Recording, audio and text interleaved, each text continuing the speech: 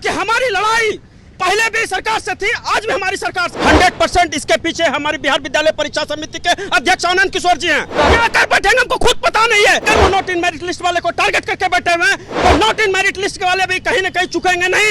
ये सवाल तो सरकार से करना चाहिए। मैं इस लड़ाई में मैं नॉट इन मेरिट लिस्ट वाले की आवाज को मैं बुलंद करूंगा। पुलिस बंधुओं से पूछिए, क्या हमने 10th का एग्जाम नहीं दिया, हमने 12 का एग्जाम नहीं दिया, हमने ग्रेजुएशन पास नहीं किया। यहाँ लिखा हुआ है ये मेरिट शिक्षा विभाग बनाएगी, ना कि बीसीबी बोर्ड। तो उनको ये समझ में नहीं आया। नमस्कार, मैं हूं अनुकुल तिवारी और आप देख रहे हैं लाइव सिटीज। एसटीईटी का मुद्दा कौन नहीं जानता है। हमारे साथ नॉन मेरिट स्टूडेंट हैं। नॉन मेरिट कह सकते हैं ना आपको?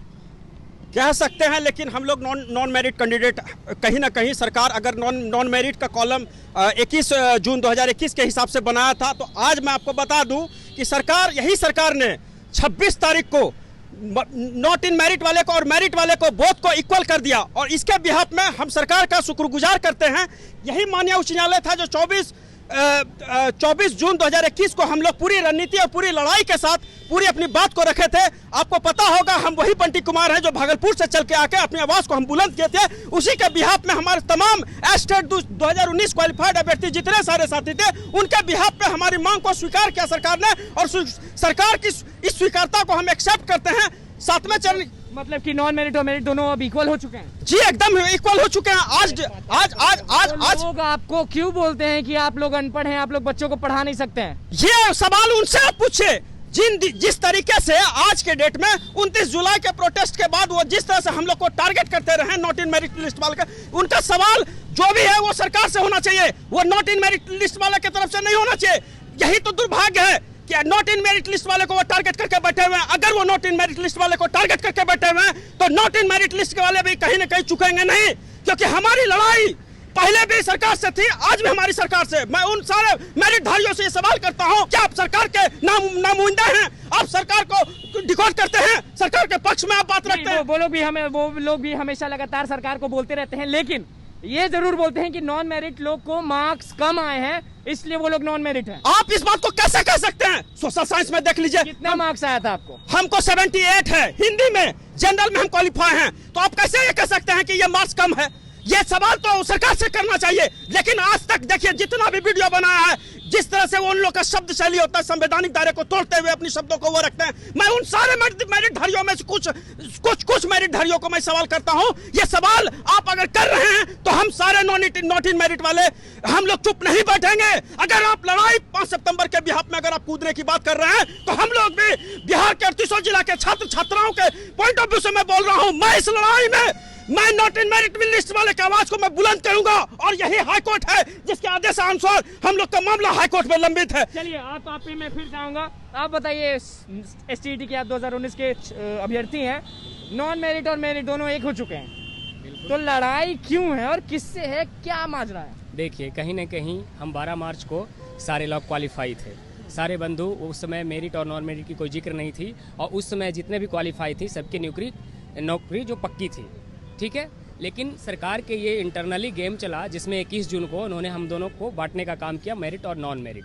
ओके, तो उसके बाद हमने है जो कि बोला भाई हम तो 12 मार्च में सारे क्वालिफाई थे, आप तो सारे क्वालिफाई की नियुक्ति की बात कर दी थी।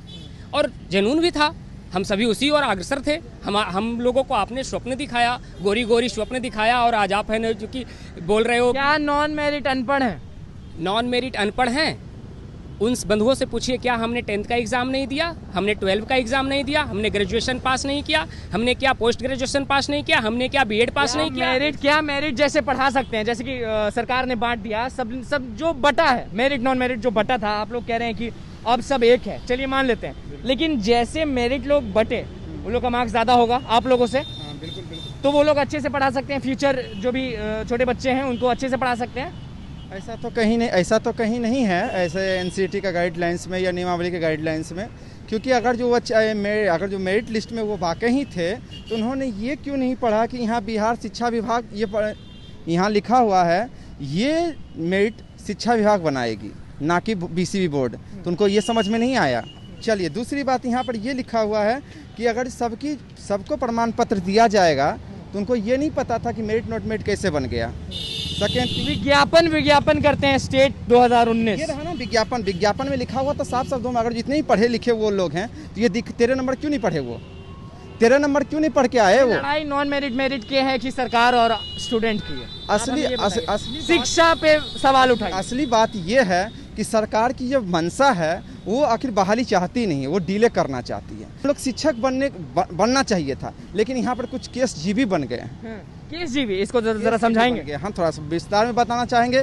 केस जीबी यहाँ ये बन गई, सरकार तो मजे ले रही है कि गोचारी की सरकार मजे ले रही है। हाँ, बहाली कहना चाह रहे हैं सरकार में नीतीश कुमार को या शिक्षा मंत्री को? शिक्षा मंत्री शिक्षा विभाग को, जो कि सही से इन्होंने गाइडलाइंस को सही ढंग से ये बनाया नहीं था, विज्ञापन को सही ढंग से बनाया नहीं।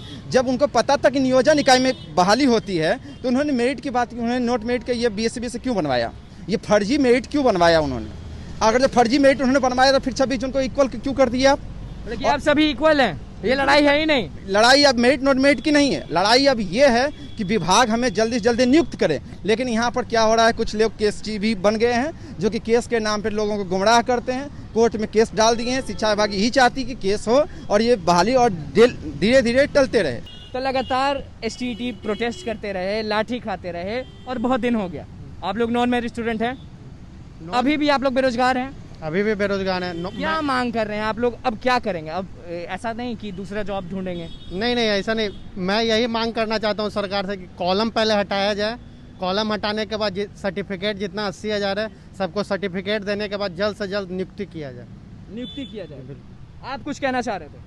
हाँ सर, मैं कहना चाह रहा हूँ कि जिस तरीके से आज भारत में स्वर्णिम भारत में digital India, skill India, make in India के प्रोग्राम चल रहा है, तो क्या हमारा बिहार सरकार इसमें पिछड़ा रहेगा क्या? और सरकार कहती है कि डिजिटल बनो, डिजिटल इंडिया। बिल्कुल, तो डिजिटल बनो तो हमारे बच्चों को आप डिजिटली पढ़ाओगे। सारे सब्जेक्ट ये पाठ्यक्रम में कंप्यूटर साइंस है जो कि कंपलसरी करोगे, उसके रिगार्डिंग है जो तो पढ़ाया जा रहा है। अगर मैं गलत नहीं हूँ, आप सही करेगा। डिजिटली तो ऑनलाइन क्लासेस लिया जा रहा है, ऑनलाइन क्लासेस लिया जा रहा है, लेकिन ये टीचर जो है मात्र 1700 हैं। 8500 उच्च माध्यमिक स्कूल में अगर आप 1600 टीचर आप दे रहे हैं तो क्या एक टीचर 6 से 7 स्कूल में जाएंगे पढ़ाने के लिए? होना ये चाहिए कि हमारे कंप्यूटर टीचर की सीट की संख्या कम से कम दुगनी होनी चाहिए। 11th और 12th दोनों में है, एक डेटाबेस है और एक फ्रंट लैंग्वेज है, दोनों है। टीचर का अमाउंट बढ़ाना चाहिए। बिल्कुल, हम मांग करते हैं सरकार से कि कम से कम प्रत्येक स्कूल में 2 कंप्यूटर टीचर हो, अर्थात हम कम से कम 17,000 बनेगा डिजिटल इंडिया। तभी बनेगा डिजिटल इंडिया और तभी बनेगा स्वर्णिम भारत, तभी बनेगा स्वर्णिम बिहार। तो चलिए अब अंत करते हैं। सवाल बस एक ही, मेरिट नॉन मेरिट का लड़ाई किसने लगाया? 100% इसके पीछे हमारी बिहार सरकार है। 100% इसके पीछे हमारी बिहार विद्यालय परीक्षा समिति के अध्यक्ष आनंद किशोर जी हैं। 100% हमारे शिक्षा मंत्री विजय कुमार चौधरी जी हैं। अपर मुख्य सचिव संजय कुमार जी हैं। कितना गुस्सा शिक्षा मंत्री और सरकार? इन सारे लोगों पे गुस्सा है। गुस्सा तो हमको उसी दिन से है जिस दिन 21 जून 2021 को इन्होंने मेरिट और नॉट मेरिट का कॉलम लगाया। अगर आपके सामने अचानक से शिक्षा मंत्री आ गए, क्या कर बैठेंगे? क्योंकि गुस्सा हम क्या कर बैठेंगे हमको खुद पता नहीं है। मैं उनसे यही सवाल पूछना चाहता हूं, अगर आपका स्टूडेंट, अगर ये बिहार का 38 जिला का छात्र, क्या आप उस समय ये सोचे नहीं थे? आपने जब रिजल्ट घोषणा किया था वो किस समय आपने घोषणा किया था? क्या आपको पता नहीं था कि इतनी सारी समस्या क्रिएट होगी बिहार में? इतनी ही सारी समस्या क्रिएट होकर पड़ी हुई है। आज तक कोई भी इकाई को देख लीजिए, आज तक कोई भी ज्वाइनिंग को देख लीजिए, चाहे वो 94,000 का मामला हो, 33,916 का मामला हो, हर मामला आज हाईकोर्ट के दलील। आपका ये गुस्सा नॉन मेरिट वालों पे तो नहीं है, सरकार पे है? 100% हमारे सारे क्वालिफाइड अभ्यर्थियों के साथ हूं मैं सरकार के सरकार के हर मुद्दे में, सरकार के हर उस फैसले के मैं विरोध में हूं जो क्वालिफाइड अभ्यर्थियों के हित की बात वो नहीं करेंगे। मतलब लड़ाई अब स्टूडेंट और सरकार की है, क्योंकि मेरिट और नॉन मेरिट अब एक हो चुके हैं। 100% हम सारे स्टेट 38 जिला के छात्र छात्राओं को बोल रहे हैं, आह्वान करते हैं कि आप एक मंच पे आइए और इस मंच को बुलंद कीजिए। अगर सरकार जो की थी कि मेरिट ये है, नॉन मेरिट वो है, तो सरकार ने कुछ सोच के की होगी कि ये कम पढ़े लिखे हैं, वो ज्यादा पढ़े लिखे हैं। ये आप इससे इसको साबित कर सकते हैं? हमको एक बात बताइए, ये सिर्फ पात्रता परीक्षा थी और कुछ नहीं थी। आपको पता है कि हर चीज का नियोजन इकाई में इसका बहाली को लेकर क्लियर मेंशन होता है। 33,916 देख लीजिए, 94,000 का मामला देख लीजिए। जिस मामले को करेंगे अब, क्योंकि आप पहले नॉन मेरिट में हैं, अब एक हो चुका है, अब क्या करेंगे? क्योंकि हार जाएंगे। हम हारने वाले में से नहीं हैं, हमने बीड़ा उठाया है, इसके मंजिल को हम पाके रहेंगे। हम सरकार से फिर कह रहे हैं, हमारी मांग को जब तक ये लोग क्लियर नहीं करेंगे, हम तब तक पटना की धरती को नहीं छोड़ेंगे। जाते जाते क्या बोलना चाहेंगे? हम जाते जाते उन 38 जिला के छात्र छात्राओं को कहना चाहते हैं, सब लोग एक प्लेटफॉर्म पे आइए और पूरी ताकत के साथ प्रमाण पत्र, पहले सर्टिफिकेट लें और उसके बाद नियोजन इकाई की बिहाफ में जो लड़ाई होगी, हम उस लड़ाई का बिगुल फूकेंगे।